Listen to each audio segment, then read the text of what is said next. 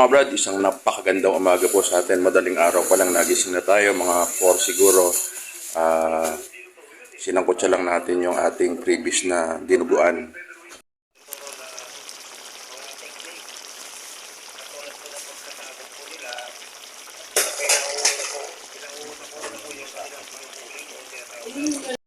So ito mga kabrad yung ating naluto na tinuguan na previous natin doon sa lechong order natin mamaya. Ito mga kabrad. Okay. Napakagandang umaga po sa atin. Aga natin dito sa ating mini farm. Dahil pipick upin natin ngayon yung lilichunin. Nakalimutan natin kahapon.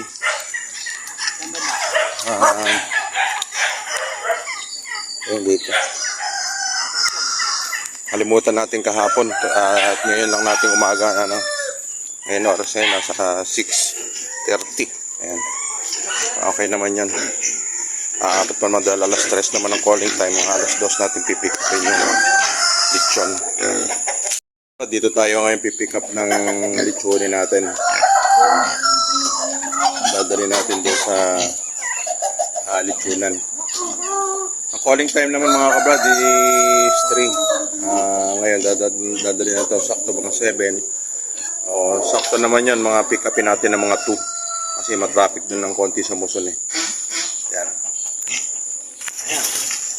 Huli na ngayon si Joel ng ating lechonin. Ito yung ating lilichonin. Pasok na yan.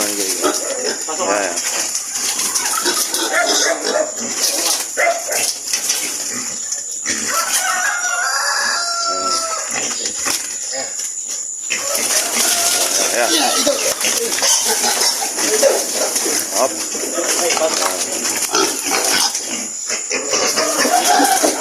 Yan.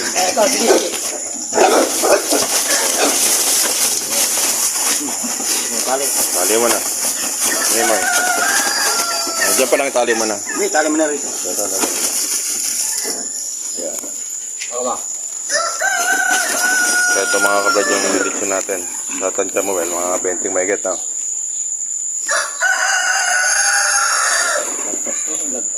Hindi baling ano.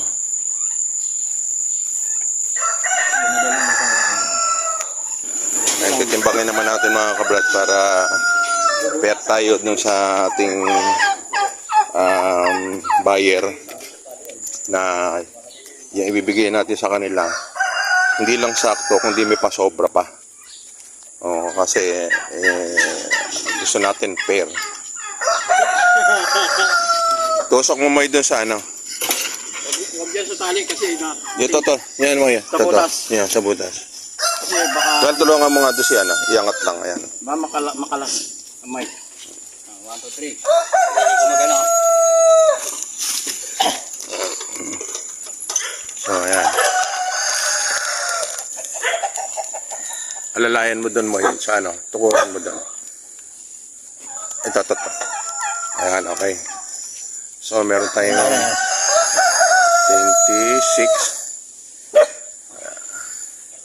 Alalayan mo doon mo yun. Dito. Yung ano. Dito kaya. Ayan. Alalayan mo lang para hindi bumaba. Gibitawan mo well yan. Ayan ha. So, ayan mga kabrad. 25.8 pero 26 na yan. 26 kilos. So, yung talagang timbang na para dun sa price na binigay natin is 23 lang. Ngayon, ito, 26 kilos. Ayan. Ayan nga mga kabrad, 26 kilos. Dadalhin natin ito mga kabrad dun sa ating palitsunan para mamaya i-deliver na lang natin mga kabrad at babalik ulit tayo dito para sa update sa ating mga alaga. Kabrad, dadalhin naman natin dun sa litsunan. Medyo maaga pa naman. Aabot pa naman yan. Okay. So ayun nga mga kabrad, ito na yung ating lechong napakasarap mga kabrad at i-deliver na natin dun sa umorder sa atin. Tara mga kabrad at mamaya balik na lang ulit tayo dito sa ating mga alaga. So ayun mga kabrad, pick up na natin. Ngayon dadalhin na natin dun sa Luzon. Tara mga kabrad. So ayun nga mga kabrad, na-deliver na natin ng successful ang ating lechon. At ngayon dito na naman ulit tayo sa ating mga alaga para dun sa mga update kung ano mga plano natin. Yan mga kabrad. Ay mga kabrad, isang napakagandang hapon muli sa atin lahat at update lang po tayo ulit sa ating mga alaga dahil siyempre ber na magdi-December 25 na. Update lang tayo sa ating mga may order dito sa ating mga lechonin. Yung natitira na lang natin itong lechonin is 5. Ngayon, yung isa sa pinakamalaki dito, ibibigay na lang natin dun sa may umorder sa atin kasi buhay. Ibibigay na lang natin yun dahil yan may 30 kilos yun. Yung isa na yun, yan. Nasa tabi na yan. Yan, nasa mga 30 kilos. Ngayon, yung puti naman na yun, yun yung may order naman sa atin sa Christmas party sa December 30. Yan. Tapos yung isa, pag-uwi natin doon sa atin, pag-uwi natin ng Nueva Ecija sa 24, malilitsyo natin yung isa para maiuwi doon sa Nueva Ecija. Para doon sa aming, parang baga reunion namin magkakapatid. Tapos bali ang maiiwan na lang dito, yung dalawang, ito yung dalawa na lang na yan. So, bali, mababawasan dalawa na lang matitira sa ating mga bentahing mga panlitsyon. Hindi, meron pa pala tayo doon mga sa kabila. Doon meron tayong bali 4 pa. Pero yung malaki doon, 2 na lang.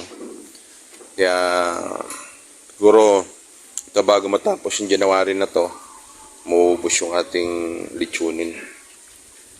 So okay na rin kahit paano nakapag tawid ng expenses sa ating mga alaga. Yung mga pinagbentahan napambili natin nila ng pitch dati dahil dito mga kabrad sa ating farm ang konsumo ng pagkain ng pitch dito ay naabot ng bali 4 na sako, 2 sakong breeder at 2 sakong starter sa isang loob na isang linggo yon. Ngayon kumukonsumo sila ng bali almost 6,400. Ang 6,000 almost mga gano'n 6,400 o 6,200 sa every week yung gastos nila dito sa pagkain ng lahat ng ating alaga rito. Kaya kailangan every week meron tayo nakaprepare na 6,400 para dito sa ating mga alaga. Kahit pa paano naman mga kabrad dahil nung itong pumasok na yung bear, meron sa ating meron tayong mga nabebenta mga litsunin na minsan nakapagbenta na rin tayo ng litsyon doon sa medyo malayong lugar. Tapos meron bumili sa atin ng buhay. Kaya yung mga kinita nun, nadagdag natin pang gastos dito sa ating mini farm. Kaya malaking bagay din mga kabrad yung meron tayo nakaprepare na mga litsunin pagdating ng ganitong panahon. Sakto lang naman kasi mga kabrad yung ating litsunin pag maliliit pa lang sila. Hindi masyadong makonsumo dahil mahihina pa silang kumain. Pero pagka ganito ng kalalaki, yan, pagka ganyan ng mga kalalaki brad, malalakas na magsikain to. Kaya diyan na tayo may mga problema dahil siyempre malalakas na silang kumain. At kailangan na natin talagang mag-dispose ng mga talagang bentahin. Kahit dun sa ating mga alagang manok, pag may bumibili, binibenta na rin natin. So, ayun mga kabrad, itong ating mga native ngayon, konti na lang yung pauubos natin. Tapos, meron na naman tayo by next year na naman. Meron na naman tayo ditong panibagong palalakihin. Ito hindi pa masyado itong malalakas kumain. Tapos meron tayong mga nganak. Ito mga nganak na rin ito mga kabrad. Itong isang to. Ito by January mga nganak to. Ito by February mga nganak. Kaya meron naman tayong nakaprepare na pang lechon by December uli. Tapos ito, ayan, nabulog na yan mga kabrad, nabulog na. Tapos ito yung mga kabrad naman natin na palalakihin naman natin Ito, ayan. Ito, meron tayo dito, bali, 1, 2, 3, 4, 5, 6 na biik na native. May 6 na biik tayo. Yan ang palalakihin natin. Sakto naman uli yan by December. Pero pag meron naman din bumibili sa atin na ano, gagawing pararamihin, meron naman bumibili rin na ganun. Tapos ito naman, ito yung 4 nito, ito yung mga pang-litsunin na rin. Ito yung natitira na lang natin, yung 5 doon at saka yung 4 dito. So ayan. By itong ano to, sana maubos na nga. Tapos ito rin isa sa mga palalakihin natin. So, meron tayong 6. Ayan, malalaki-laki na rin sila. Pero ito na yung gagawin nating panlitsyon sa mga susunod na panahon yan. Sakto lang yan. Ito mga ano to, mga May, June, July, yan. Ito mga ano na to. Pero nga, sabi ko nga, pag meron namang bumibili ng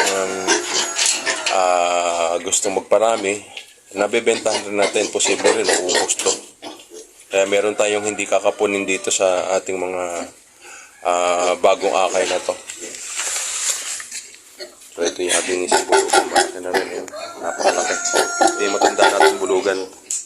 Tapos ito rin si Taba. Mga anak din to mga kabrad. Kaya pagpasok ng 2024, marami na ulit tayong biik. Marami na tayo ulit mga panlitsyon by next year ulit. Kaya, yun naman ang pinagagayakan natin yung mga ganong panahon. Tapos, meron na rin yung ating mga bake naman na puti.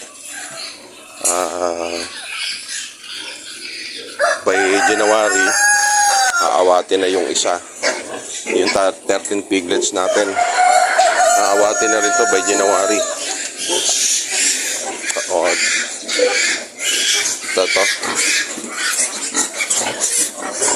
Kaya awatin na rin natin to. Sakto-sakto lang din naman mga kabrad. Mga anak naman tong ating isang inahin. Kaya 2024 mga kabrad, marami na naman tayo mga kalagain. Kaya kamukha ito si 13 this week or next week, mga anak na to. Yan, kasi alta na yung kanyang dede, pinakapulo ng dede niya at pulang-pula na yung kanyang mga nipple. Posible malapit na yan mga kabrad.